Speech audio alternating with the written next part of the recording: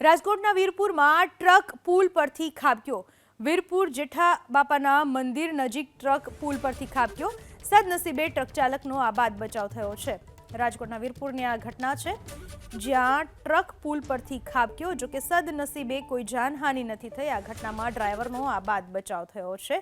વીરપુર જેઠા બાપાના મંદિર પાસેની આ ઘટના બની છે, જ્યાં ટ્રક પુલ પરથી નીચે ખાબક્યો, પરંતુ સદનસીબે ટ્રક ચાલકનો આબાદ બચાવ થયો છે।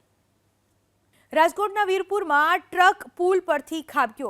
વીરપુર જેઠા બાપાના મંદિર નજીક ટ્રક પુલ પરથી ખાબક્યો। સદનસીબે ટ્રક ચાલકનો આબાદ બચાવ થયો છે।